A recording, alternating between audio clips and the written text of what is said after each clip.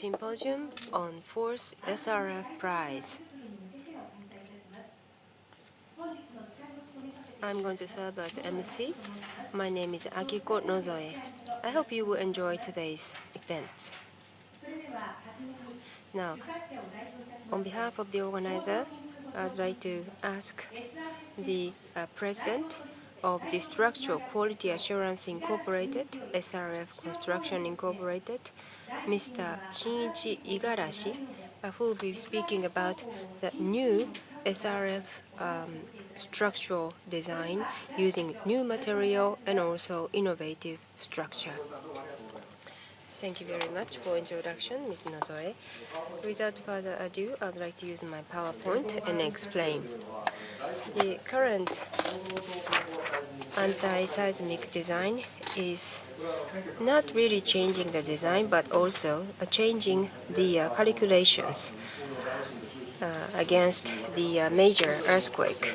So after 1981, when new construction code came out, now the target performance and the calculation method were changed according to the classification of a major earthquake and a middle to small tremor.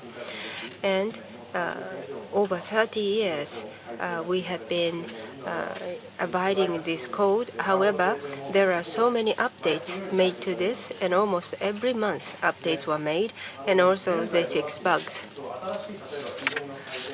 So when the code is updated and when the new design method or construction method or new materials are invented, unless these are included in this dedicated software, you cannot really calculate it.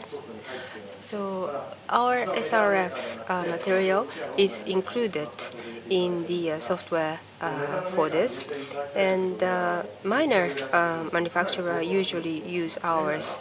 And I asked the major construction consortium to use SRF, but they have to wait for quite a while. And I discussed to the consultant so that the company A's major computer engineering function stops. Then our structure calculation does not proceed at all. So at this moment, you conclude by calculating the overall structure and then load and decide the steel reinforced concrete volume and also location against a major earthquake. So when the result does not come into the range of this calculation, then there could be the danger of collapse. But 2011, the East Great Japan earthquake showed its limitation, because even the anti-seismic buildings collapsed. For example, this is Tohoku University. In 2000, they went through the modification so that it will be resistant to the earthquake. However, the interior of the building has dramatically destroyed, and you cannot really keep using it anymore, especially these red areas. The two pillars were collapsed. In case of junior high school buildings in Tochigi Prefecture, the 1 year before the earthquake, they completed the renovation for supplementing the overall strength of the buildings. However, because of the shear force destructions, glasses of windows are destroyed, and they could not really keep using it. So they decided to destroy these buildings, and there were collapse of ceilings. And because evacuations were done very smoothly, no casualties or no injury occurred. Still, that the ceiling collapsed. So they destroyed all the three-story junior high school buildings, and then they built a two-story shelter and started the school. And according to the current construction code, the purpose here is to avoid collapse. Therefore, sometimes cracks takes place and it deforms, and it is okay. Especially the non-structural members can fall, and sometimes fixtures or the furniture can move. And when it comes to school, they usually abide the more strict rules than the regular construction code. Still, those school buildings collapsed and couldn't really be used. So even though the overall structure has been reinforced, you couldn't really prevent the deform. And when you try to increase the strength, you usually make it more rigid, such as introducing or raise or introducing more beams and also pillars. And sometimes they limit the height of the buildings. However, all these modification part can be vulnerabilities in the earthquake. Regular earthquake does not really give so much damage. However, so-called cataclysmic earthquake, which keep coming in, the waves keep coming in several times, and then also each waves are so strong, then in that case it collapses. And this is the result of the calculation of having a braces, and these black areas become vulnerabilities of the buildings. Therefore, that the university and also junior high school around the areas which has been reinforced were collapsed. And when it comes to the base isolated system, it is called the best technology because it has been the latest design. However, when the major construction company introduced this base isolation system, they decided not to use this over 30-story buildings. In case of Sendai City, they used the base isolated system, but that's really magnified the trembling. Therefore, especially above or upper story of the buildings, that they had so much fall of the furnitures, and usually the residents who live upper in the buildings are the usually paying more rent for the buildings, so that it was such a problem. And according to the MLIT policies, that the high-rise building should stand over 500 seconds of the earthquake. And also, you must prevent the furniture falling down in the room. And when it comes to dumping structure, this is an example of the dumping structure. These yellow areas are the so-called dumping brace. And this is a closer look of the braces. And the braces were okay, but there were cracks on the wall. So at the end, at the earthquake, that the resident had to evacuate, and you really have to work on these buildings, almost overhauling of the buildings. So specialists went in to investigate this. So even though it was reinforced by the braces, that these non-structural walls could be cracked. So that additional devices, such as inserting new braces or new pillars on beams added, but these cannot really work. And also, direction of the force is very important. For example, base isolated system, that the rocking type of movement is okay, but the actual axis of the movement is very weak. And also, it is based on the calculation, therefore, that the very thin walls, such as the non-structural walls, are not really included in the overall construction, but still the residents needs to have that type of walls.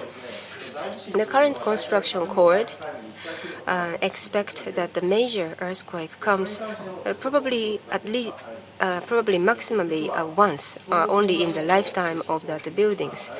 So which means that the tremendous amount of concrete and additional reinforcement structures are just wasted until this major earthquake comes. And in our case, we usually have a very wide pillars and also so many pillars. That's because this is for in case of the earthquake. But up to the Japanese earthquake intensity 5, you could withstand the regular structure. So most of the structures or devices and members are used for just in case of the very major earthquake. And it is not just a waste. When it gets aged and also get fatigues, nobody noticed. This was the case of the Tohoku University, and they had the destroyed pillars. And when you look at closer, then steel bars are like this. There were hoops surrounding the vertical steel bars. However, these were already cut because of the aging of the steel. The expert who went there after the earthquake said that looks that hoops were broken by the earthquake, which took place before this immediate recent earthquake. This is after Hanshin earthquake. As you can see, the concrete itself has been degraded and aged.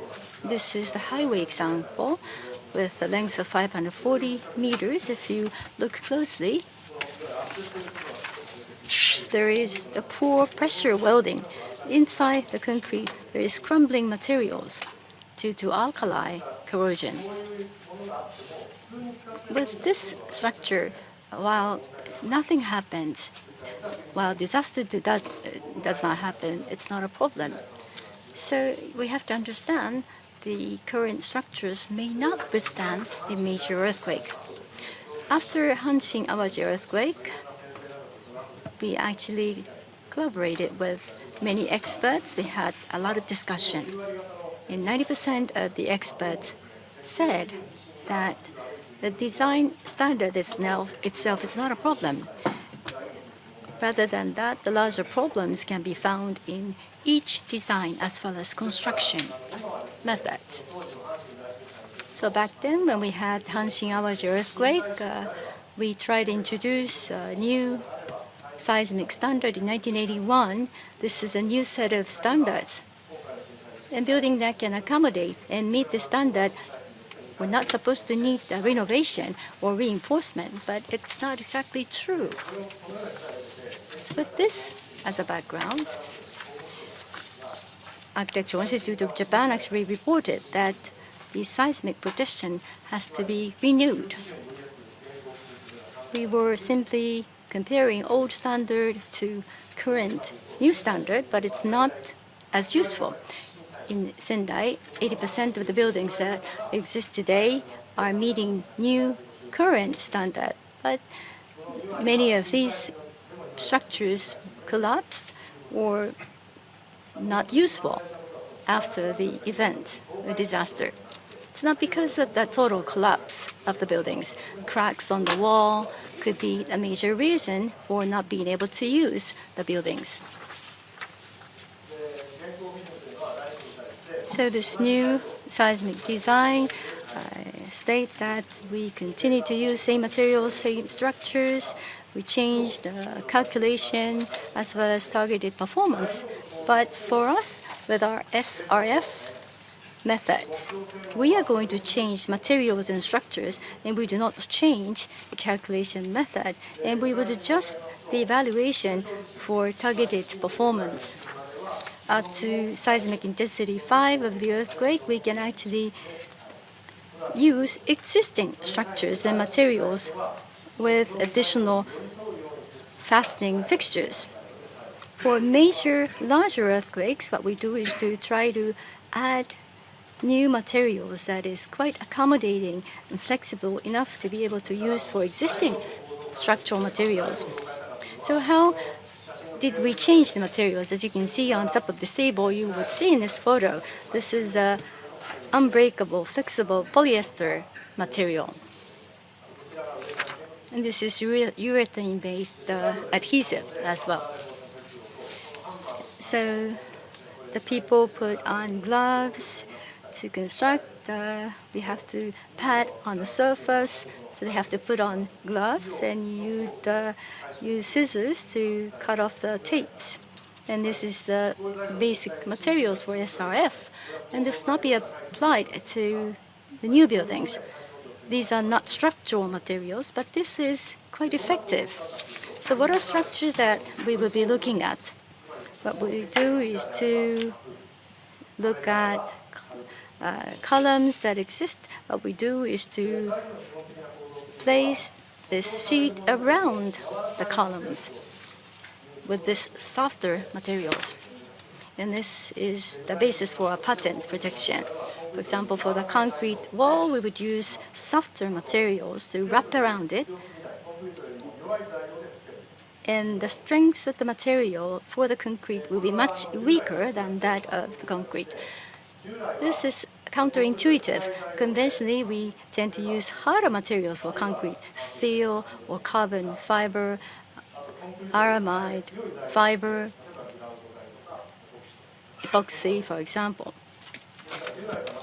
So for us, we do use softer materials like epoxy. That is really counterintuitive and contrary to what has been done. And this is the hard steel jacketing example, but this could present a major problem of broken column or cracks on the beam. But if you use aramid film epoxy, they will be torn, and as a result, that is going to destroy the concrete itself. Now, epoxy resin, this is much stronger than the concrete. When it breaks the concrete.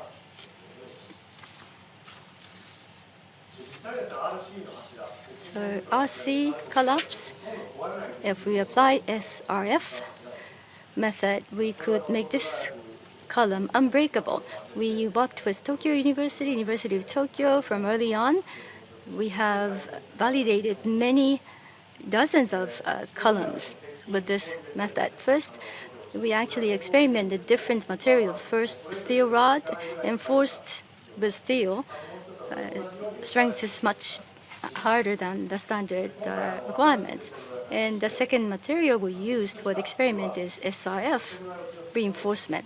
And thirdly, we used new adhesive, very strong adhesive that is applied to highly ductile materials with half the thickness.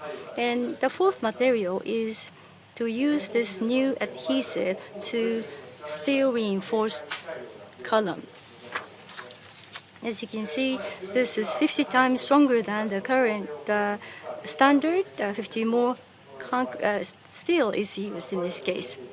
As you can see, this has been broken. We have so many steel rods, rebars inside the concrete, but it still gets broken. The concrete that is reinforced according to the current code can be breakable easily. Now, on the other hand, if you look at this example, this has a similar strength with highly reinforced materials. We have adhesive, conventional adhesive with highly ductile material wrapped around the column 4 times. The major deformation is not going to collapse the column. The next example.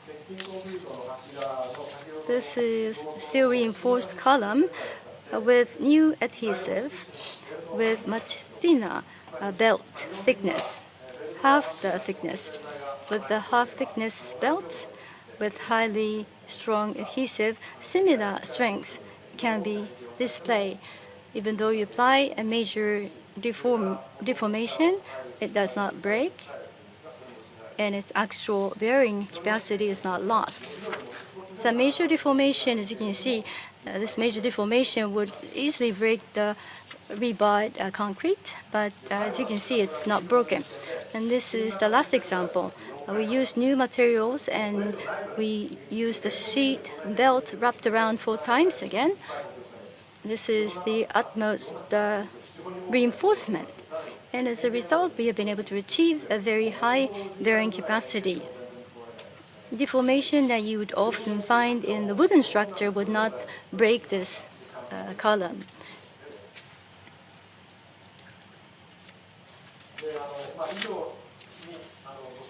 As I've just explained,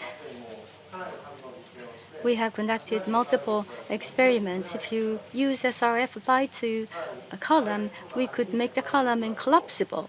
And if we use SRF for walls and beams, we can make walls and beams unbreakable. We actually have been conducting joint experiment with Natural Research Institute for Science and Disaster Prevention, Tokyo University, Tohoku University, Kyoto University, as well as Polytechnic University. So by applying SRF to existing structures, we can make incollapsible columns, unbreakable walls and beams, making a whole building resistant to earthquakes. And design itself will be made easier. The dead low typhoon, a fire, or earthquakes up to the seismic intensity of 5 in Japanese scale, they will be able to withstand these external forces. So let's look at how this could be designed effectively for wooden structure, RC, SRC. Existing structures could benefit SRF construction. As steps, first looking at the functionality and design ability, we first have to try to design, thinking about the size and how much materials we are going to use. The next step is first a primary design, so typhoon or dead weight or dead load, or maybe the small to medium size of the earthquake can be considered. The next step is without going through the complicated calculation, we are trying to think about where we can apply SRF, and also it depends on the target performance. And lastly, it's really important step. For sure, earthquake could happen in 30 to 4 decades, so maybe 10 to 15 years. You have to do the inspection so that you make sure that you can be fully prepared. In some cases, you need some modification or repair, or maybe if you are considering maybe a lot stronger earthquake, then you have to rewrap again, and that also has to be considered for that design. As I said, the new design method, it's quite simple. Seismic buildings design, for instance, plus SRF. And we already have some track record, meaning that the existing buildings, the old buildings, are trying to modify with SRF. So from the construction and then 2 decades later, we are going to remodify. So maybe through the stages, this is going to be just like we build newly. In that case, we have quite a number of those buildings, and the target performance is first we are going to go on par with the existing standard. And for 0.6 IS, or maybe some people say that just not collapsible. And we have IF value, which is less than 1.0. And we already have some use cases. And IF is that when we have the earthquake, there is a force to collapse and also a force to endure or withstand. And this is the factor. So on March 11, so plus SRF, if the old standard buildings plus SRF, we had about 800 buildings. And maybe yellow and orange, those are east side of Japan, and this is the seismic intensity of over 5. And we actually conducted the survey, visiting every single building with SRF. And this is our survey result. There's no failure, no errors. Well, rather, according to the survey, they are quite surprised because it does not really shake, and there is not damage, so there is no cost for repair. So we were also shocked and surprised to see the results, especially the Pilati. Well, usually when it comes to the regular plotty, well, you only have columns, maybe for the parking lot or maybe for the show window of the stores. Well, unlike the regular or conventional buildings, because the bottom part is really shaking, so that's why it really collapsing. So maybe Hanshi Awaji earthquake, usually the ground floor or first floor usually collapsed. But with SRF, it will be really seismic or seismic building. Well, so the columns like this is going to really strengthen the entire building, and also on the top part you have less shaking or less vibration. So the top part doesn't shake much, and also the bottom part is going to endure or withstand those shaking. And when tsunami hits, I think it can also withstand the tsunami. This is an actual case in Sendai. Here, this is a plain drawing, and this is Pilati. And the columns on the plotty is here, and this is after the earthquake. And I actually visited these stores. The columns were kind of intact. This is with SRF. There is no damage onto the concrete. And this one is a brick. And inside of the brick, we have the SRF wrapping around. And there's no brick coming out or falling off. And also there's no cracking. As you see, well, it's not really visibly damaged.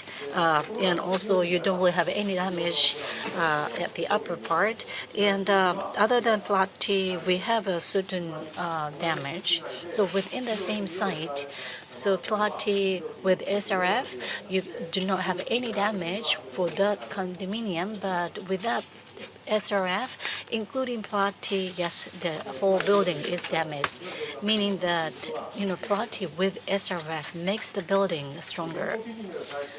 Well, with the SRF, according to the standard, the current standard, what we did is we actually put the SRF as a foundation, and then we did it, and we did not have any modification onto the fixture. This is the Kawasaki case, so 20% lower cost and also 20% bigger in space, and it is seismic. And we have the SRF, so 20% cost reduced and also 20% space more. So of course the SRF construction cost is there. So maybe the cost may not be diminished by 20%, but at least space is bigger by 20%. So if you put SRF onto the ceiling of facilities, it will not fall off. So we have the tape, and then we put the slit, we slit the top of the ceiling, we slit, and this is the hanging bolt. The hanging bolt is actually trying to stand the ceiling, but SRF can go up to the seismic intensity of 5, and then if it goes beyond that, it will be going to the tape. Well, the construction is easy, and also the calculation is easy. If we are going to double the hanging bolt, maybe it can collapse together, and also the calculation is going to be more complicated. Construction is going to be complicated. We have to, let's say, put the hanging bolt to the diagonal direction. Maybe it may not fit, but with SRF, we don't have to go through those complicated issues. And yes, we painted to finish. So what we are expecting is actually one digit bigger, one difference of the magnitude.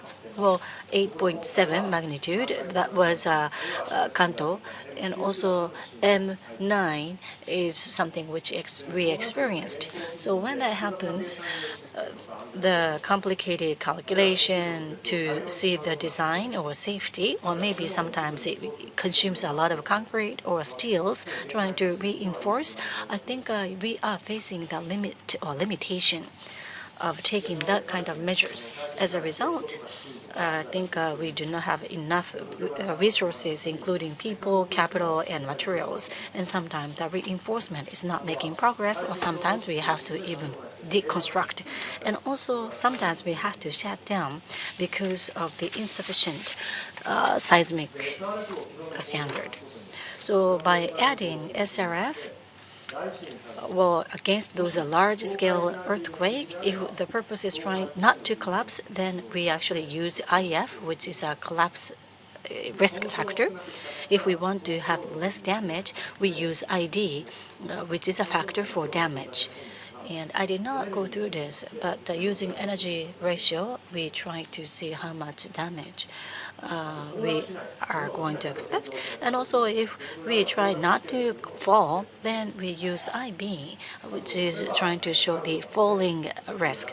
And if we try to stop the tumble or falling of the furniture, then we use IT. That's a factor. So this is quite simple calculation. It's how much endurance or how much withstanding capacity do we have against those falling off. And if it's the maximum value is less than 1, then it should be okay. So by going through those calculations, I think it will be quite easy. If we are trying to just clear the public standard, then we use IS, trying to do the reinforcement. Well, I feel really presumptuous to say this, but the large-scale earthquake is far beyond what we could imagine. Maybe once in every 100 years, 1,000 years, or maybe tens of 1,000 years. Well, or maybe have the active fault of 50 kilometers deep. Sometimes a tsunami is going to go to the other side of the globe. So that scale, we cannot have the 100% safety just with the simulation. We have to have kind of over-specified safety. 10の安全率を取っています。 So in case of SRF, we put 10 times more of the margin for the safety. The current construction code is to intensify the calculation for the overall structures, not just changing the materials and also the products. However, you really don't know that whether these additional augmentation can work in 30 years or not, because it ages and also go fatigue. So day by day, that these steel and also concrete are aging day by day. And it is often said that we do not have enough natural resources.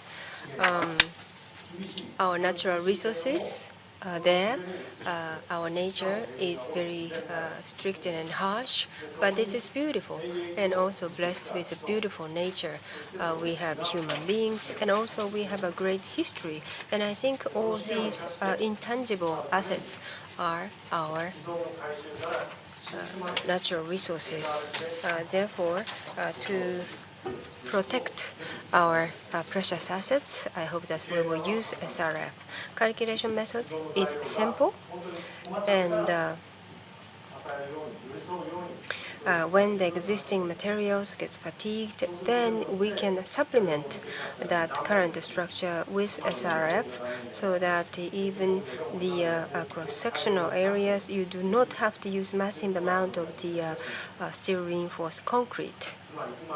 So less material, less budget, and less time, and also less energies and less electricity, we can provide the stronger structure.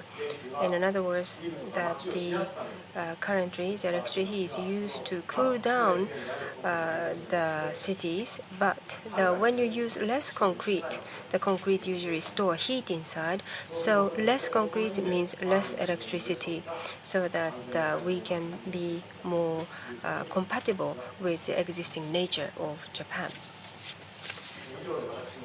So that's conclude my presentation. But lastly, I would like you to give a thought to the following points. The buildings that you own at this moment, if you think that you do not want to augment this with new technique, please consult us, because SRF can be used for a diversified way, and I think that we can help you when you think of demolishing your building. So please consult us first. Thank you very much.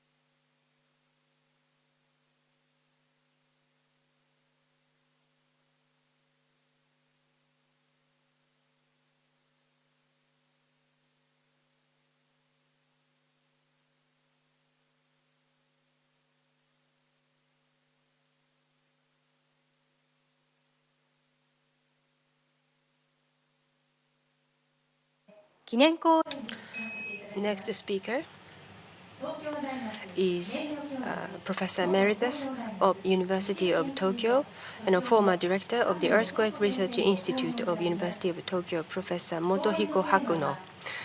He will be speaking about if the epicentric earthquake hits Tokyo before the Tokyo Olympic Games.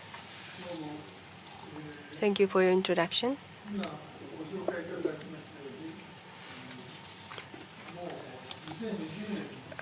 In 2020, Tokyo is hosting Tokyo Olympics and Paralympics Games. However, the epicentric earthquake has been predicted to take place soon, but we don't know exactly when it happens. However, we must anticipate this type of earthquake will take place. And when it happens, what would be the consequences? And we have to assume that what would be the damages caused by this. So when this type of epicentric earthquake happens, then we should predict what would happen. It is, of course, it's a rather negative impact. So still, I would like to discuss on the issues with you. As you see on the screen, near in the future, 7.3 magnitude 7.3 epicentric earthquake is expected to hit Tokyo or peripheral Tokyo. When you study the history,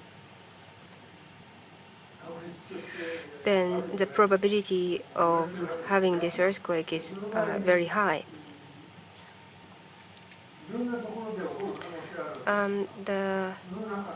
There are several scenarios of having that earthquake, and when it comes to the location of the earthquake or where is the epicenter of the earthquake, that is going to be very significant in the assumption of the damage. So when the epicenter comes under the south part of metropolitan area, then it will devastate the metropolitan situation. And you must devise some countermeasures and some planning for that. I have to highlight some characteristics of that type of earthquake. Especially surrounding Yamanote line, almost like a shape of donut, there are many wooden made houses, old structures. And we anticipate these wooden old houses probably collapse with the intensity of 7.3, and that could be the cause for the fires. And if that is the case, then, as you see on the screen, maximum casualties could be 23,000.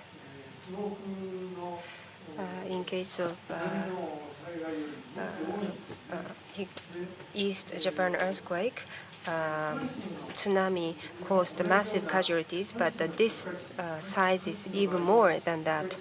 And Hanshin Awaji earthquake was again epicentric type of earthquake, no tsunami, and still the casualty was over 6,000. So in case of metropolitan epicentric earthquake,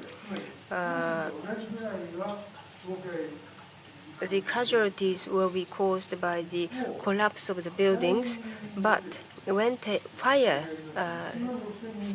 break out, then that fire themselves can kill 16,000 people. And this is one characteristic of the metropolitan area. And at the time of Hanshin Awaji earthquake,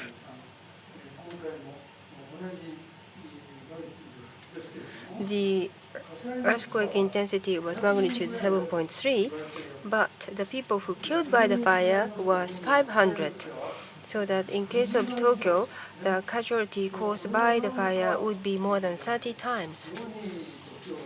It is the characteristic of the Tokyo epicentric earthquake.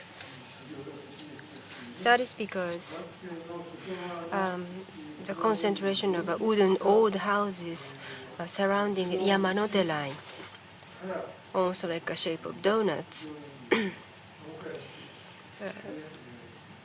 Those houses could collapse, could be the causes for the fires. Since these wooden old houses surround the center of Tokyo, so it is going to be very challenging for the inside the Yamanote line residents to evacuate outside of this Yamanote line, because you have to cross the fire rings. Therefore, the current plan is that after the earthquake,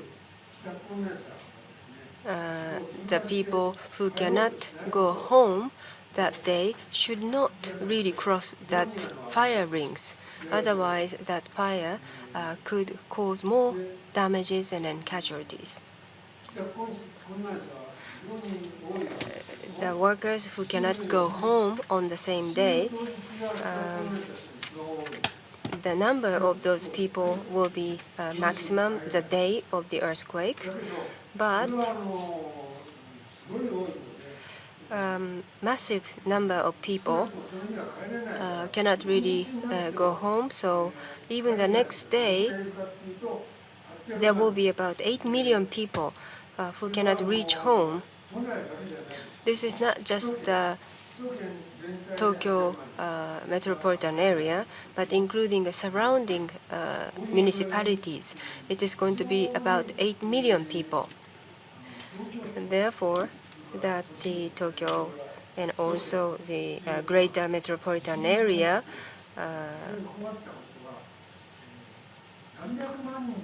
millions of evacuees will be stranded, and the size of the evacuees are enormous. Therefore, it is very challenging to take care of them all. Furthermore, this area is densely populated. Therefore,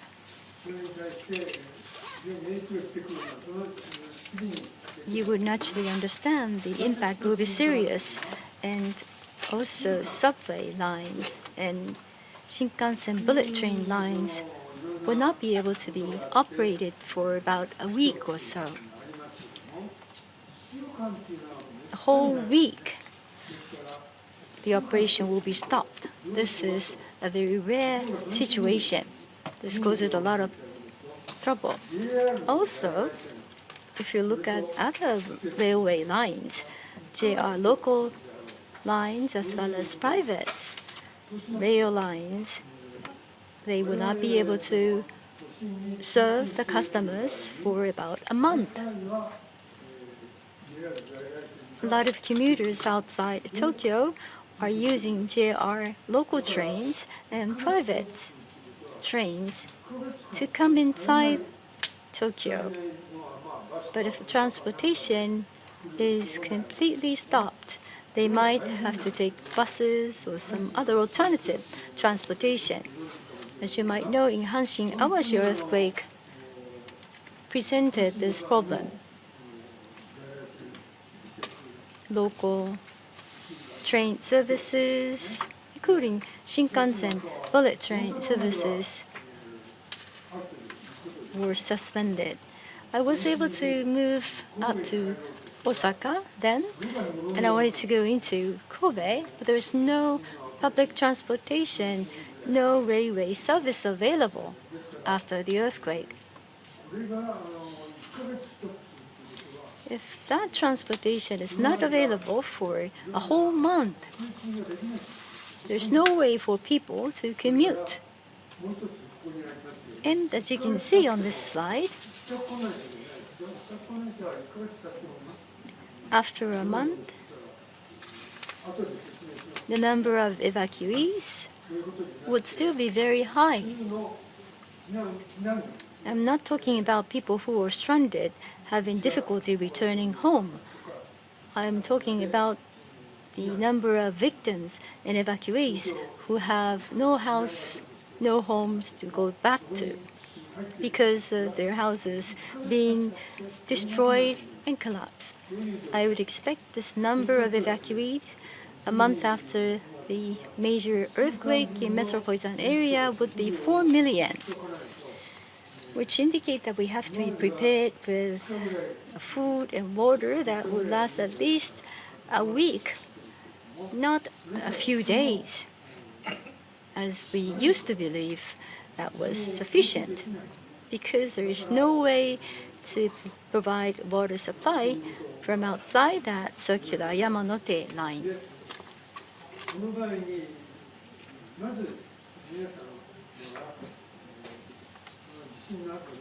So you would clearly understand how it is critical to have sufficient stock of food. Food is not exactly a serious problem in many cases. In case of earthquake striking this area, you would not see a person who starves to death because of natural disaster. People could go on without eating at all for a week or so. You remember in the past there were hunger strikes. The people go on a strike, say in India.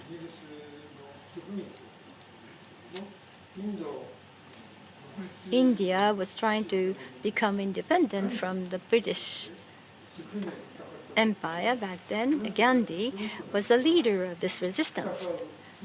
And as means to fight against the UK,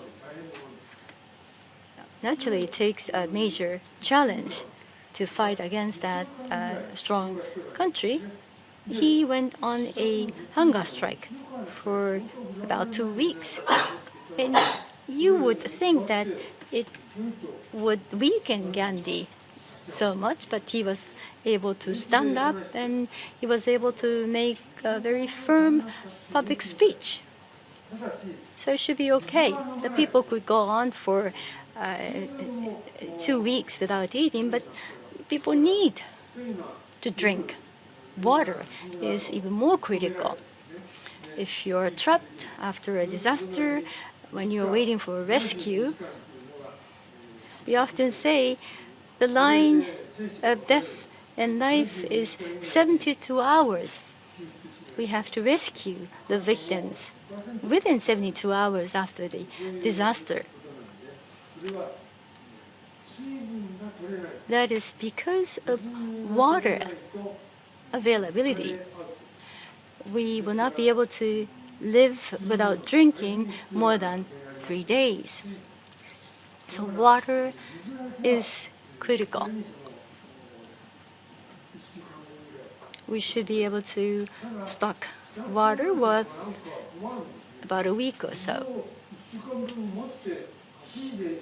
But you would not be able to carry a lot of water around when you commute. So it's a major problem.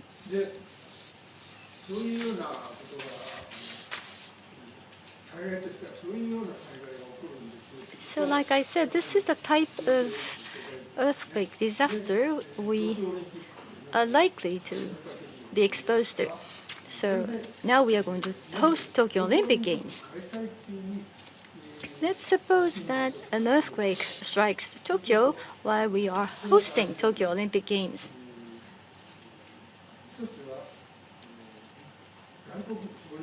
There will be many non-Japanese visitors, and it will be quite difficult to instruct them for smooth evacuation because of the language problem. Many would not understand Japanese language. And you might say we have bilingual signs indicating where they should be evacuating. English guidance will be given. But in case of emergency, it's usually oral instructions. The people make decisions on that audio information. So especially in the case of emergency, we should be able to give English instructions, but it's not available. So that emphasizes the importance of language problem. And many of these non-Japanese visitors are not local. They reside in foreign countries. They are simply visitors in Tokyo. They would have no feel of the place. You don't know exactly in which way they should move for a better chance of safety. And many of these visitors would not have had earthquakes in the past. Even for Tokyo citizens, when the earthquake of seismic scale of 6 or 7 would find it quite difficult to keep standing. Major earthquakes would present a major difficulty. I have experienced the stronger side of seismic intensity of 5, not to the scale of 6, but I would be concerned that if foreign visitors would find it difficult to stay calm with major earthquakes. And also for a local Japanese people from early on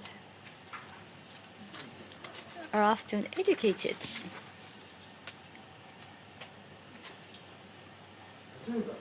About disaster evacuation.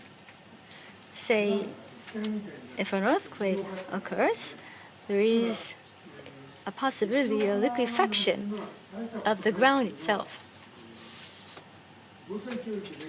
But when you receive this disaster mitigation or evacuation drills, you would know that it is not a serious problem, although it's not exactly part of the usual education today.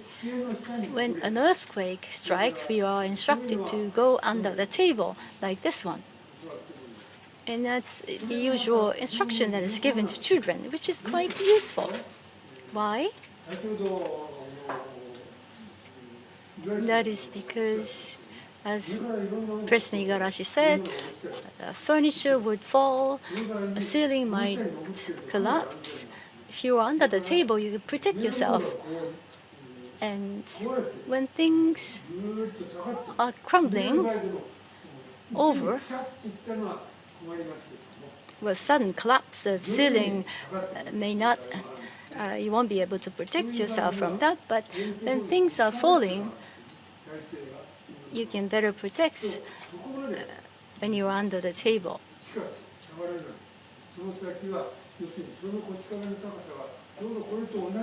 For example, low wall that we use for structures, they are stronger.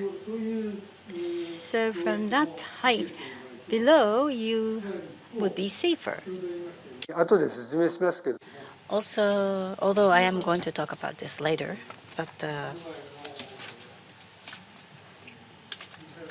even at the previous big earthquake in Urayasu city, there's a liquefaction phenomena around Urayasu city. So because of that, maybe the buildings are kind of tilted or leaning, and well,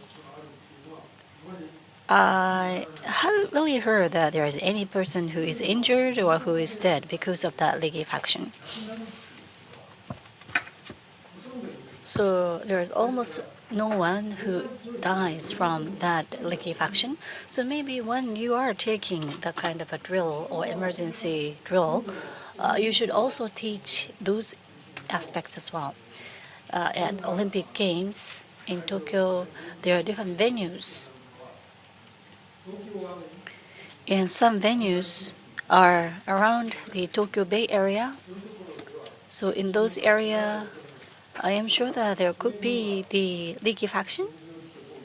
So maybe if that happens, maybe the buildings may tilt, but you can still protect your lives. You don't have to be in rush, and you always have to remember that liquefaction will not kill people. And yes, in Niigata earthquake, and also Chuetsu and other earthquake, it always is accompanied with liquefaction phenomena, but only 6 people die from liquefaction. 1 and 2 and 3 from each respective earthquake.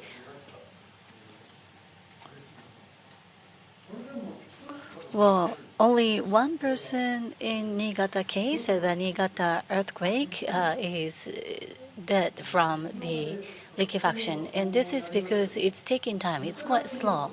Well, if we look at the outcome, yes, we see this is quite shocking because the building is collapsing, but it took about 10 minutes for that building to totally collapse.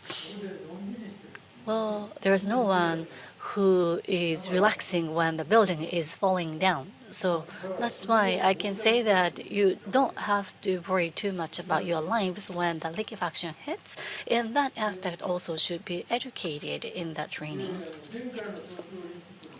In the previous Tokyo Olympic Games, there are, I think, the companions who are trying to, or volunteers who are trying to support the people from other countries. But this time, maybe those volunteers should be able to deal with the earthquake.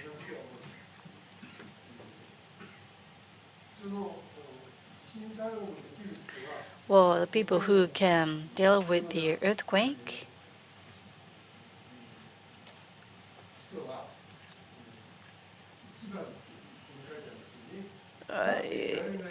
usually these people will not go into panic, even though there is a kind of a strong earthquake which you can't really stand.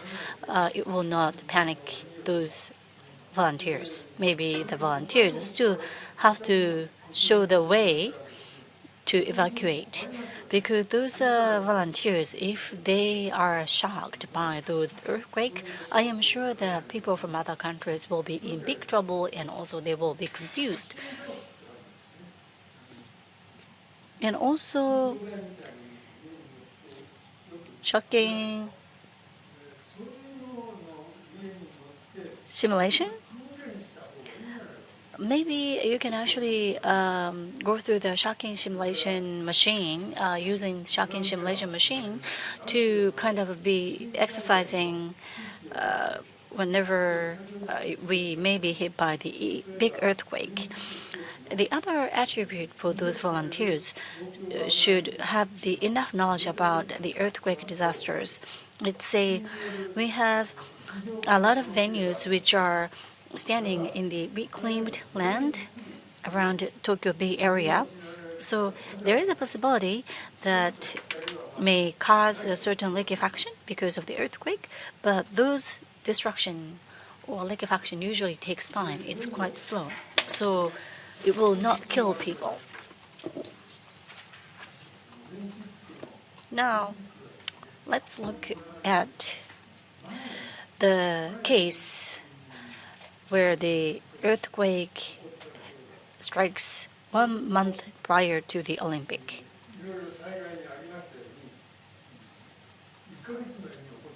So if the earthquake strikes 1 month prior to the Olympic Games, maybe for that month, the JR lines or maybe other private railway lines just trying to restart their services. Yeah, up until then, every services are suspended.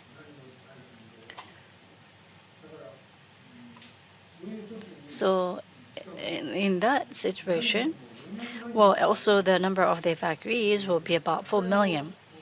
And finally, all those fires are extinguished, especially the electrical fires outbreaks sometime after the earthquake.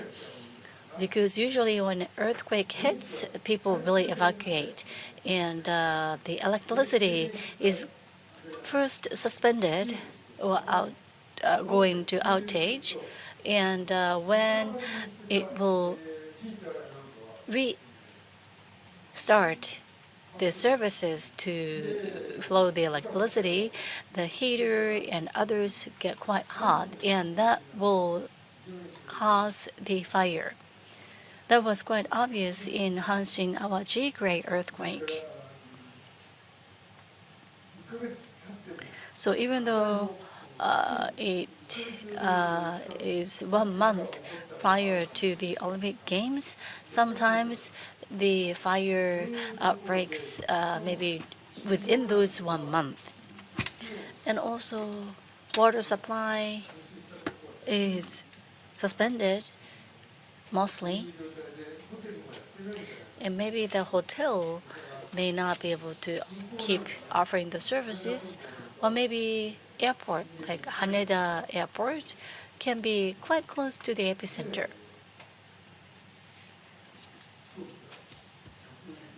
So even though the airplane can land at Haneda Airport, they may kind of transport any things which are needed for those evacuees. So again, I think it's not possible to host the Olympic Games. How about half a year prior to the Olympic Games? Well,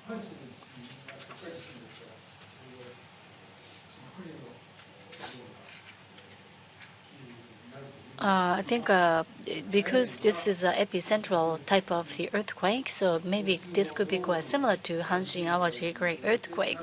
Well, if half a year prior to the Olympic game, Japan is hit by the earthquake, then I think maybe the temporary housing or shelters are built, And transportation or roads are kind of filled with trucks, which is trying to bring goods to the evacuees. And the people don't really feel like they want to enjoy or they want to host the Olympic Games, because it will be 16,000 people who might be damaged. Maybe 1,000 in here and 500 people are dead in the other location. And one of those sports games during Olympic Games is marathon. And the athletes or runners are going through the areas where there are a lot of people dying from the earthquake. So I think there's not that atmosphere that people can really enjoy having or hosting the Olympic Games. Also, because non-Japanese people have not experienced the earthquake before, and they are kind of scared to even come to Japan because Japan just was hit by the earthquake. So that's a situation half a year prior to the Olympic Games. 1年前に起こったら If it takes place 1 year before the Olympic Games, less number of aftershocks, and just in 1 year, usually a condition return to normal. But foreigners usually afraid to be in the situation of earthquake-prone areas, and maybe an athletes may not come to the venue. Then what about the 3 years ahead of the Olympics? That is a case that most of the facilities have been normalized, and most of the debris are already removed. But what about the foreign tourists? Can they come back to the venue just after 3 years? In Osaka, or maybe you should think of moving the venue for other location, or maybe you have to decline being the Olympic hosting country. Up to now, I've been talking about very serious damages given to the situation, and I hypothesized that the 16,000 people die from the fire. But this is just an assumption, so that the damages caused by the earthquake could be much lighter.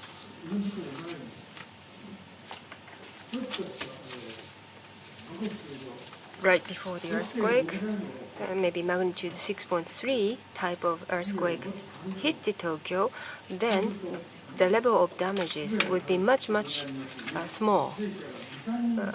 Maybe 2 or 3 casualties. Then in that case,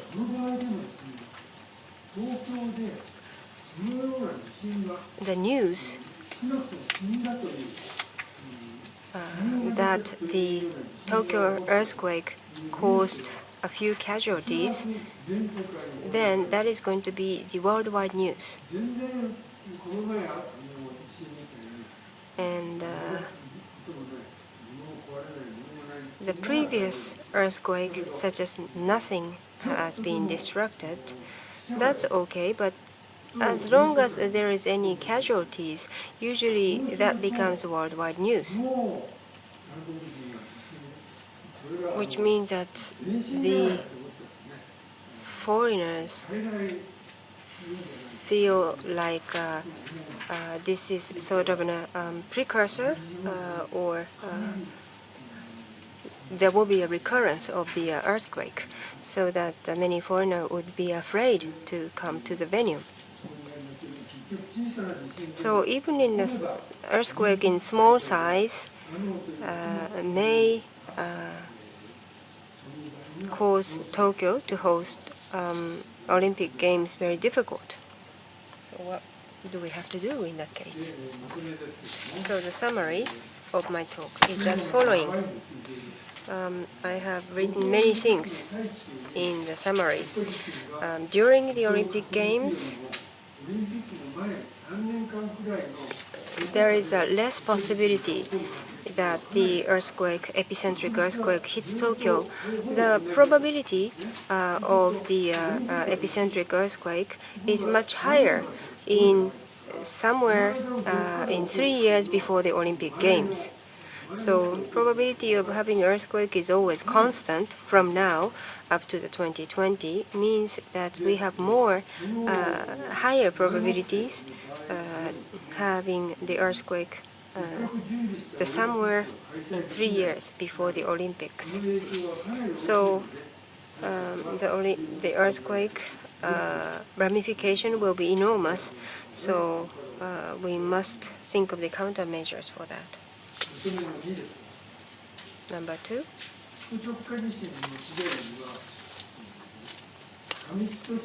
The Tokyo is densely populated city, and then that gives the characteristics of the Tokyo earthquake. The displaced people from the earthquake will be enormous, and there won't be sufficient shelters for the displaced people. Tourists are among them.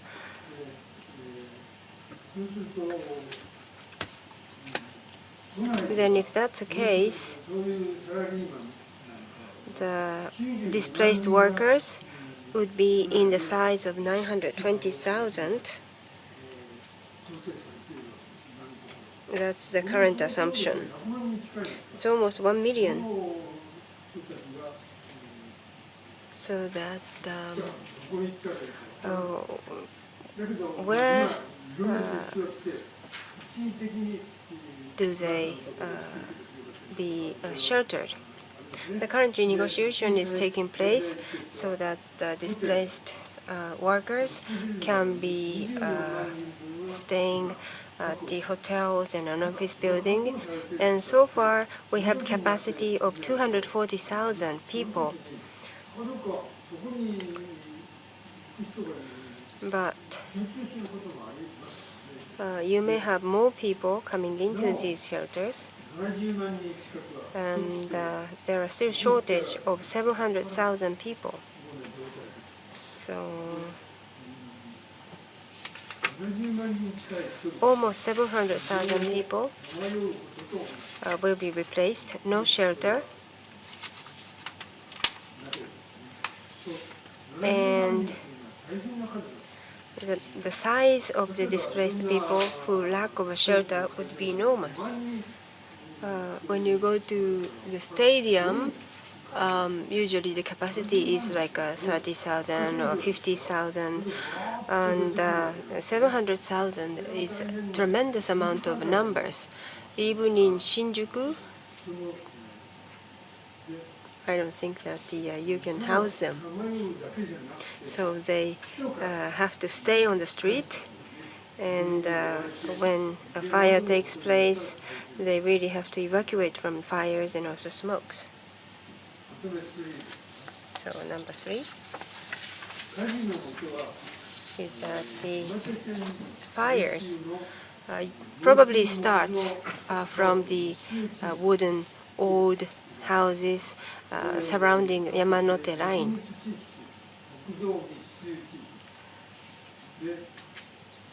And right outside the ring of Yamanote line, there is a concentration areas of these type of old wooden houses. And right after the earthquake, many small fire starts simultaneously. So first, the size of the fires are limited.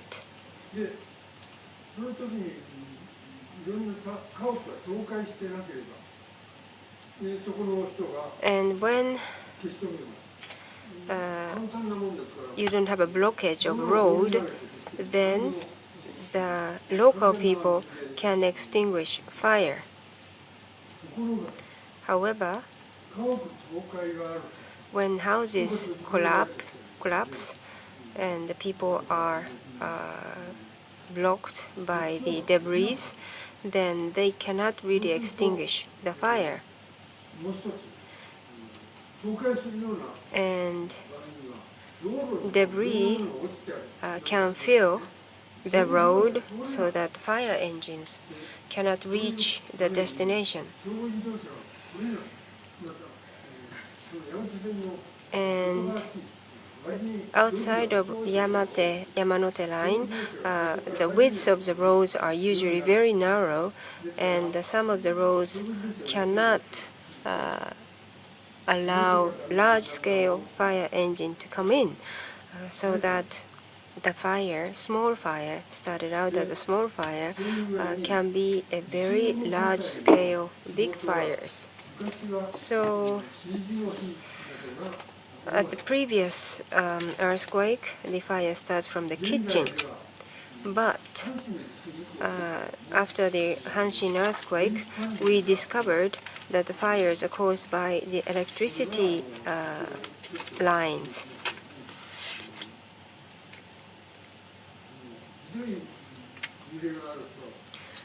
Strong earthquake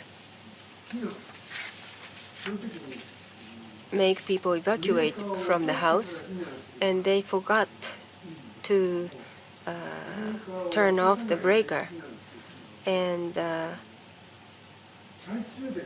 without turning off the breaker, and when the electricity comes back, then that's cause a fire. So こういう火災を In order to prevent this fire, as you can see at the bottom of the slide,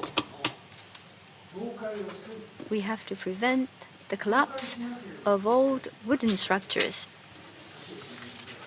If we can prevent the collapse, as I said, there wouldn't be the fire. The fire can be extinguished easily. But when structures crash, this would aggravate the disaster and causes devastation. So as was already explained, we have to prevent the collapse. And secondly,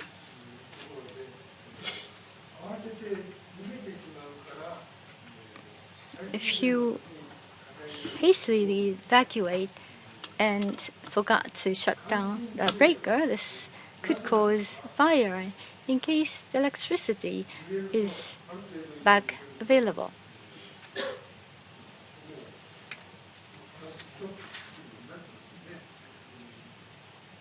And there is safety devices added to the gas supply and heaters, but not to electricity. There is earthquake sensing breaker, and this would automatically shut down the breaker when there is the earthquake and ground motion detected. But it cannot be done by utility company because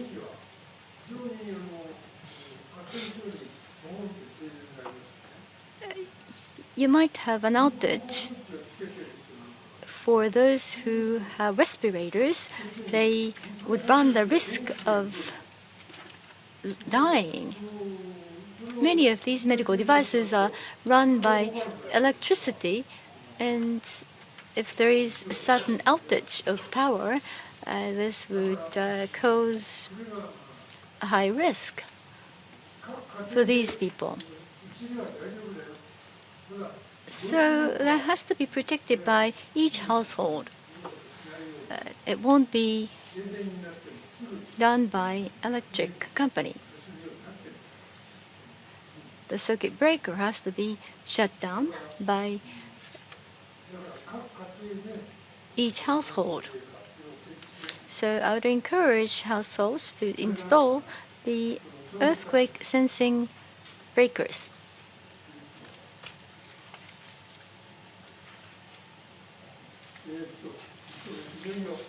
Now this is the final page of my summary. I already mentioned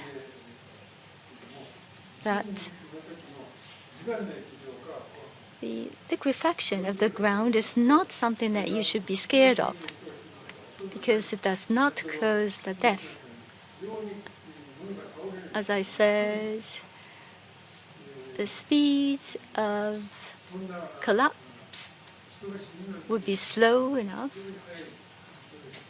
when it's caused by liquefaction. So I would not expect anybody to lose their lives because of liquefaction. This is the end of my presentation. Thank you for listening. Thank you, Professor Hakuno. We would prepare for the next program, so please wait for a little while. Thank you.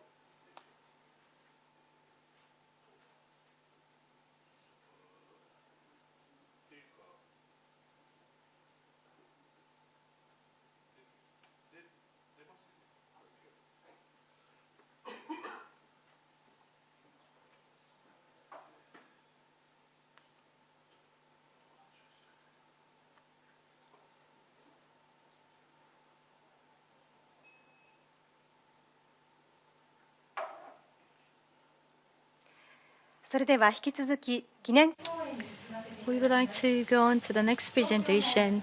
Our speaker is from the University of Tokyo, professor at the Earthquake Research Institute, Professor Toshimi Kabeyasawa. He is going to talk about technology to make it possible for structures to be continuously used after major earthquakes. Thank you for the kind introduction. My name is Kabeyasawa, professor at the Earthquake Research Institute of the University of Tokyo. There are many engineering professors in this area, but my background is architecture.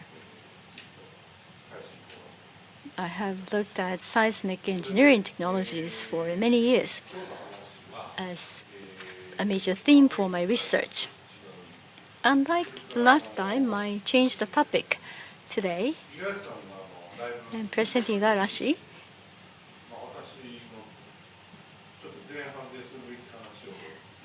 have already covered the topics I plan to explain in the first part of my presentation, so I'll be quick on that part. President Igarashi, however, emphasized the seismic enforcement to existing structures. So when I say continuous usage of structures, of course, the final goal is the same as what Mr. Igarashi said, but I am targeting new structures.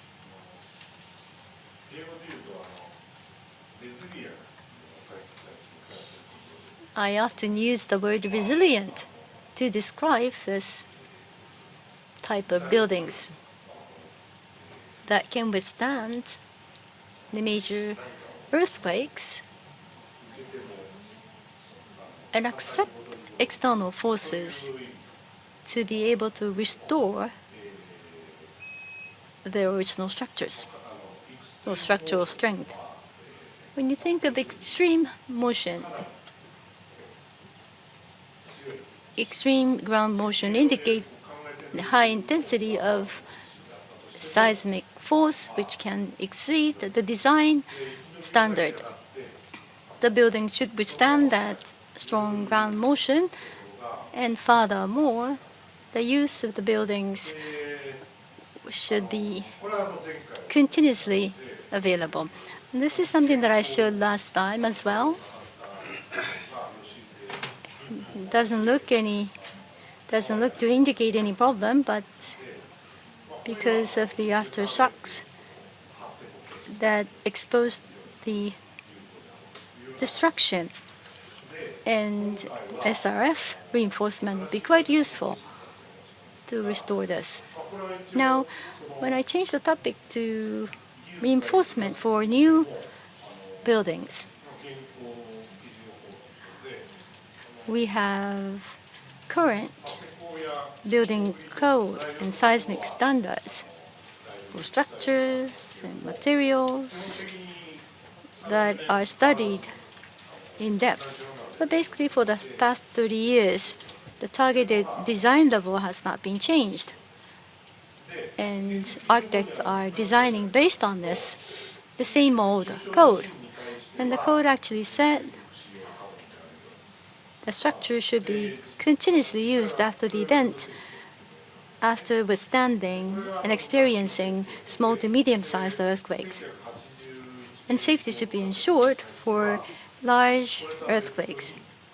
After 1991, new code clauses added to make sure there would be enough horizontal load-bearing capacity, and that is designed to ensure high level of safety of the buildings.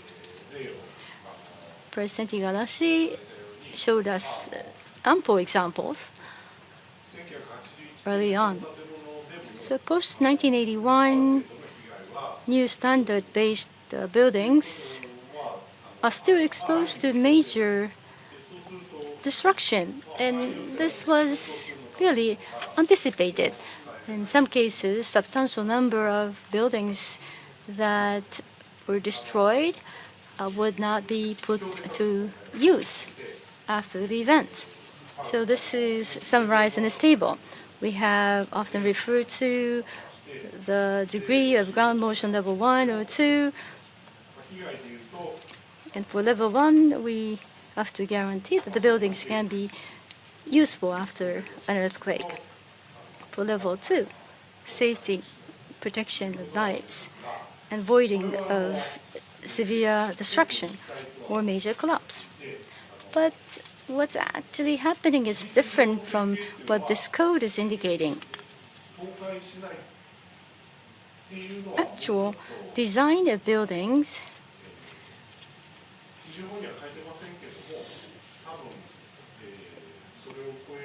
is used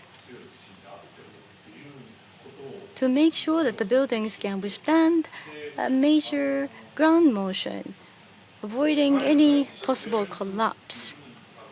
Consider level 2, a major earthquake.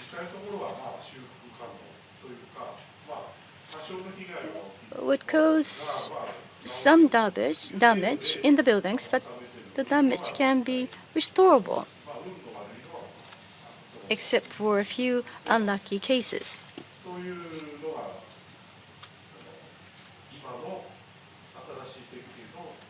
So that is really the practical design target for new building code for general buildings.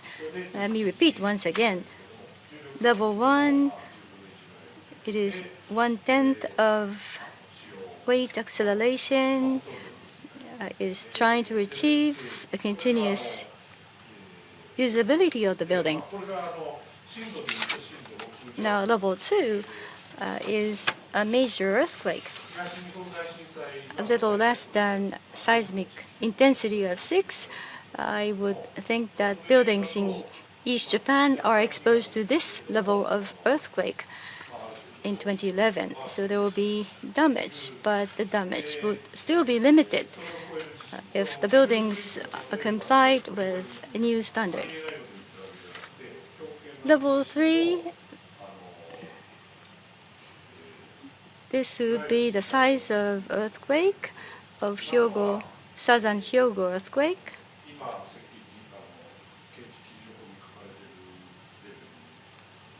The level that is described in building code is not assuming this intensity of ground motions. After the new code, many of the buildings avoided successfully the major collapse and major destructions. Naturally, we want to avoid the situation where multiple buildings need to be restored or rebuilt. So what we have to do is to try to raise the performance level. And this effort started after the year 2000.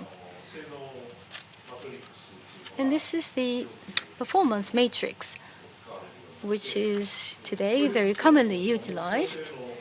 As you can see, targeted performance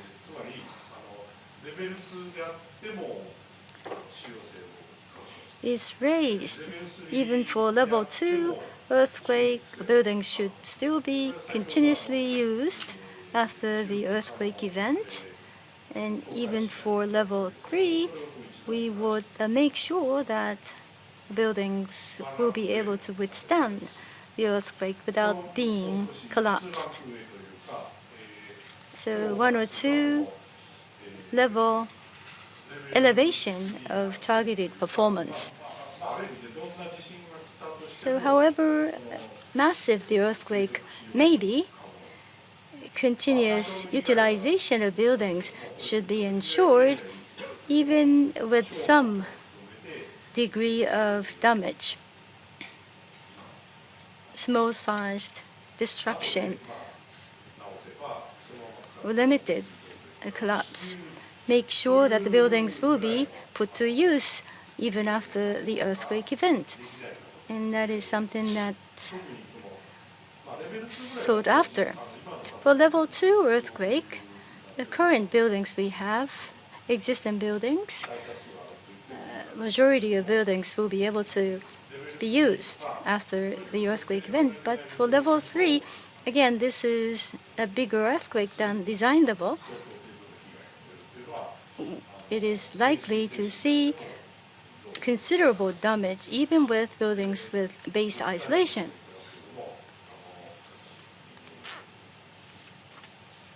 Which we call maximal seismic reinforcement that's needed for this type of earthquake. So, however big the earthquake is, buildings should be able to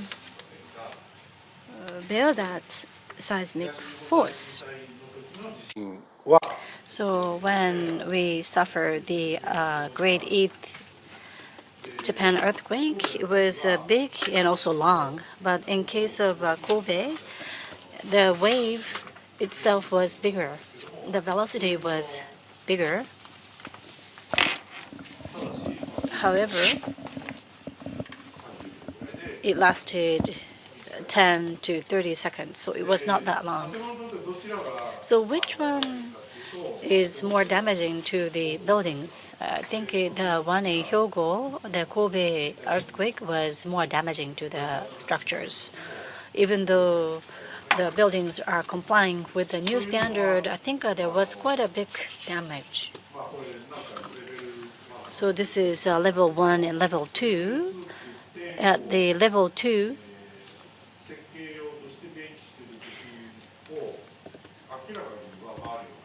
when the earthquake is bigger than the level 2, well, this was not found in 95, but it has been said for longer years. But people really don't talk about that specifically. Well, at our institute, Earthquake Research Institute, we actually are hit with the level 2 earthquake, maybe one in between 1 and 2.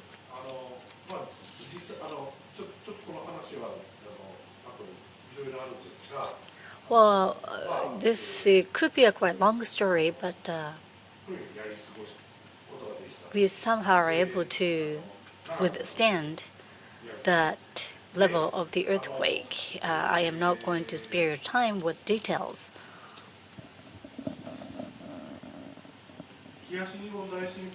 Well, in the case of Great East Japan earthquake, we had experienced something new. For instance, as Dr. Igarashi mentioned, well, there are a lot of damage into the condominiums.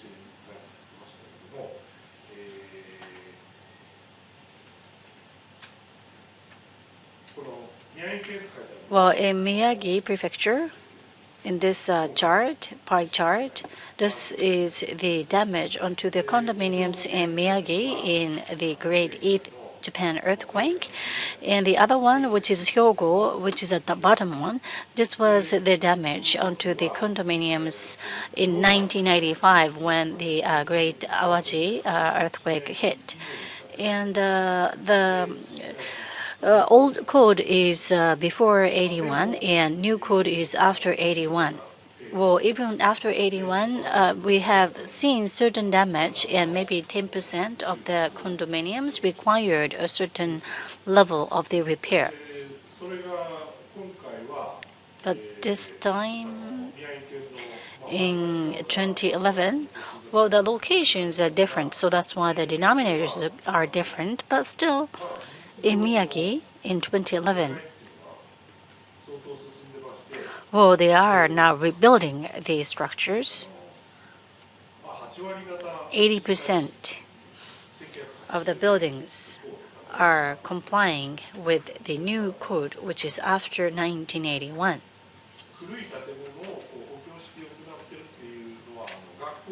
Well, the schools are quite old and trying to be reinforced with the different mechanism. But for the housings, they are rebuilding the housings, so it's getting better.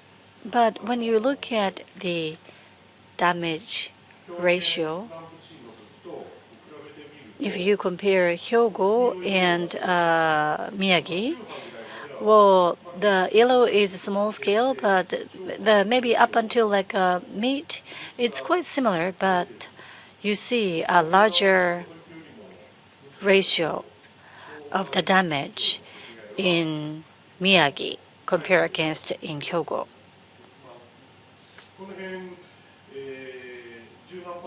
Well, more than 10% required a certain level of the repair.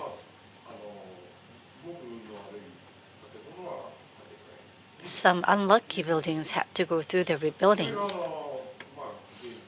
So that's the current situation. So 10 to 15% required the repair, and maybe that number may sound not much. Well, and also people may say that, yes, if it's just only 10 to 15%, you already meet a certain performance standard. But if we take a look at the entire city, well, looking at the Sendai city as a whole, to keep the functionality or functions of Sendai City, or as Dr. Hakuno mentioned, if we are able to still host the Olympic Games, then I think even 10% may not sound much, but still it's quite a big work. So possibly, of course, the smaller the number, the better. So possibly we want to minimize the number of the condominiums or buildings which require the repair. And for that purpose, we need another technology. This is a seismic structure. Yes, even seismic structure can have damage, but this one does not have any damage. I was actually here when the earthquake struck. Dr. Hakuno talked about the evacuation, but at our research lab, especially the building 1, as long as you were in building 1, there is no instruction to tell you have to evacuate. Well, according to the manual, actually we have to stay in that buildings at our lab, Research Institute of Tokyo University. We don't run away. That's the current procedure. I think this is going to be the trend.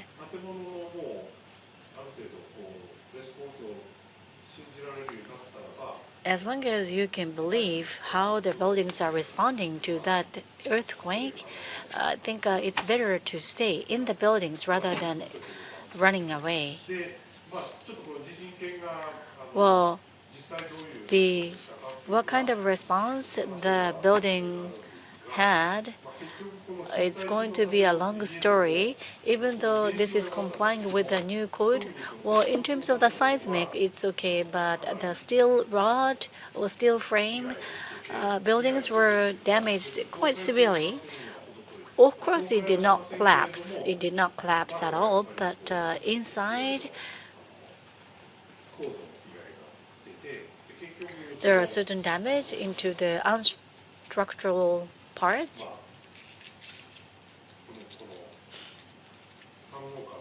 And this is a building 3. And building 3 was built in 1997, so it's been only 15 years, but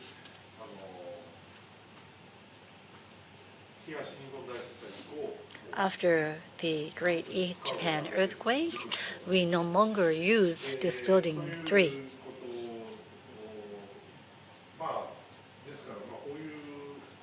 So even this type of building, we want to keep using this type of building even after the big earthquake hit. Well, yes, SRF is one option or one solution, but maybe cracking, I think we can manage the cracking, but even though we control those, but still crack happens. And this was quite old, about 10 years ago. E-Defense built the school buildings,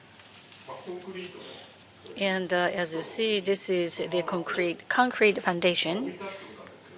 We just place the concrete foundation, and the concrete and concrete are sliding. Rather than fixating the concrete, I think just placing the concrete produces the better behaviors. It's sliding. It's exactly what we expected, but it's sliding. The surface of the concrete is sliding. Concrete quality is good, and the base concrete platform was very solid.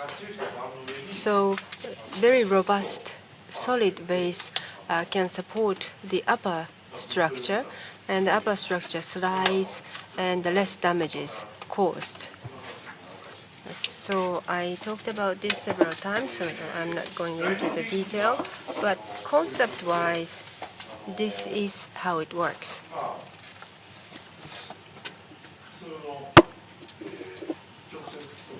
Regular direct platform or piling base. On the platform, you create a flat area, then put upper structure.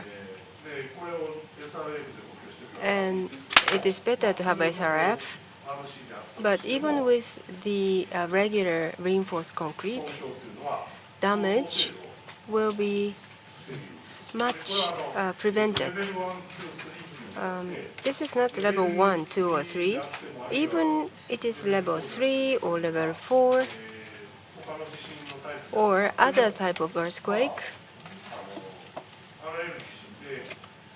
in a variety of earthquake types, you can reduce the overall damage.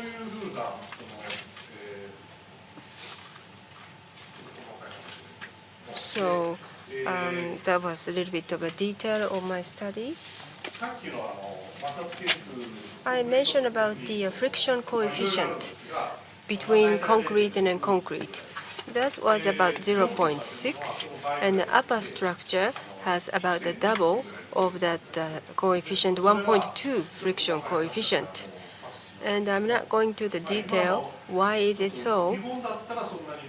In Japan, this type of structure is not so rare, but on the international market, there is no structure like this.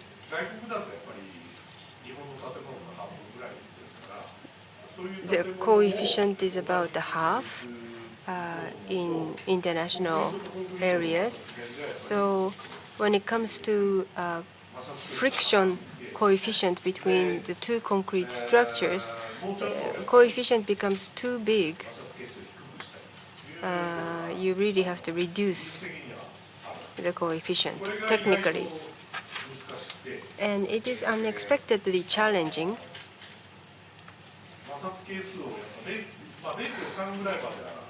You can reduce the friction coefficient to 0.3 rather easily, but it is going to be very difficult to reduce below 0.3. If you make the surface as almost like a mirror, or when you employ bearings on the surface, and then you can reduce the coefficient, but without using these materials, it is rather difficult to reduce it. Then SRF comes in. This is SRF MMO. You place SRF and you use very thin molybdenum material pasted on it.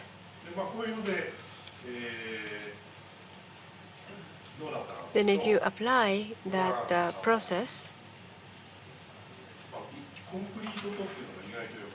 then the friction coefficient against concrete is relatively good, 0.04, 0.07, less than 10%.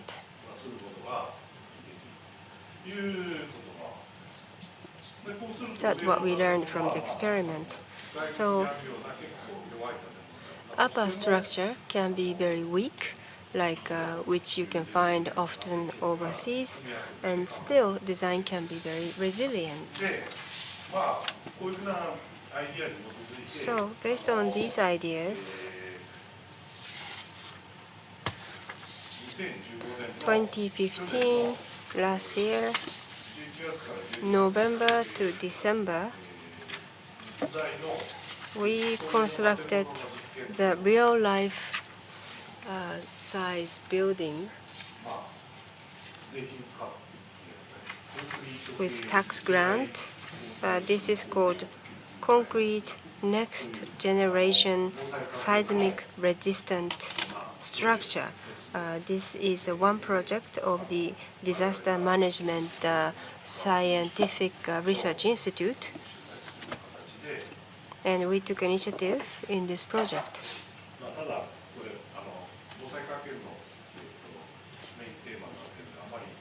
But this is the main theme of the Disaster Management Research Center, so I cannot really publicize much of the detail myself. There will be a lot of paper published this year. And I think that these plans has been explained in the past, and the test itself had been already publicized so that general public can also see this. But the building itself may collapse in case of emergency.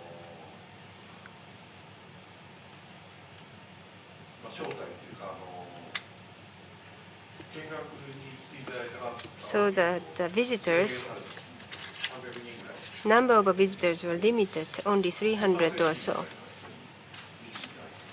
I wanted to have about 1,000 observers, but only 300 people were invited.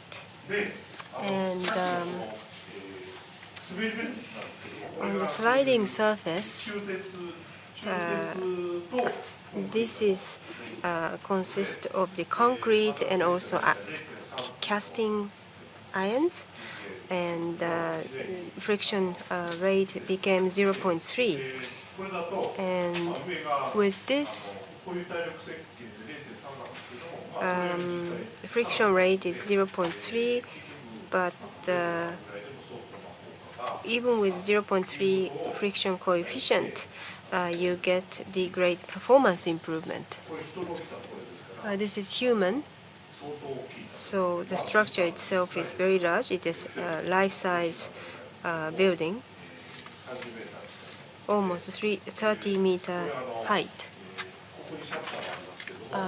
There is a shutter, and much higher than the height of the shutter, so that you construct 6-story at one time and connect them at the 6th level. And we have invited observers from the United States too. So I still have many slides, but the time is limited, so I do not know if I should show more photos.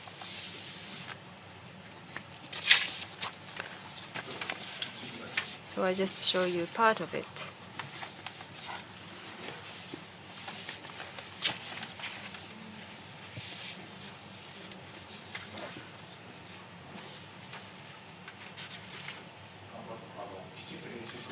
Sorry, I did not edit my PowerPoint in advance. This is Kobe 100% means Japanese earthquake intensity 7 equivalent simulation. When basement starts sliding from the upper structure or against the upper structure. And then I skipped this video, but the platform slides, still the upper structure survived. So that a little bit of cracks, but you can keep using the building. So that is the scale of damage.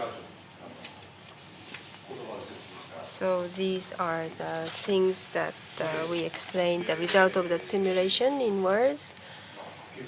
And these are the calculation and a few other detail. And after that, we fixed the platform.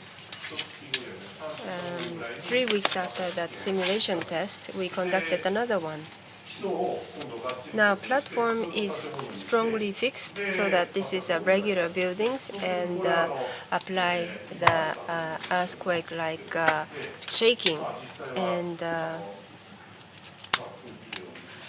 I think I can show you the video here,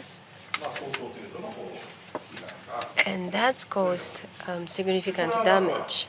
So it does not collapse at all, far from it, but still concrete debris come down from the top, and you see some cracks on the beams, and still design is relatively well designed. So though you've seen some cracks, the structure-wise, it survived. It did not collapse. 言えるかと、こういうふうに、アメリカの先生が。 So, as you can see, American researchers are just discussing the result of this experiment. This is a minute detail about response.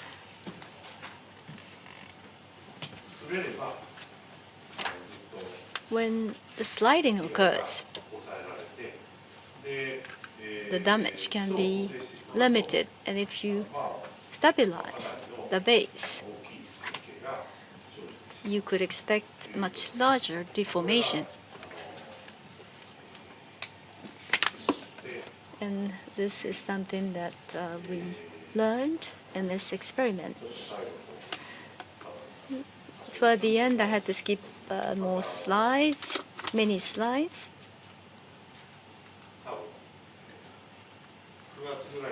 By September, I'll be ready to make an announcement. There will be many more announcements of research papers. I will be able to show you more videos. This is a large-scale experiment, and which is quite new to us.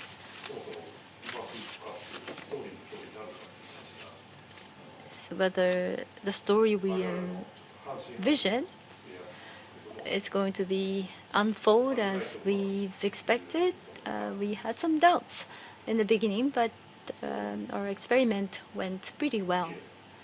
That's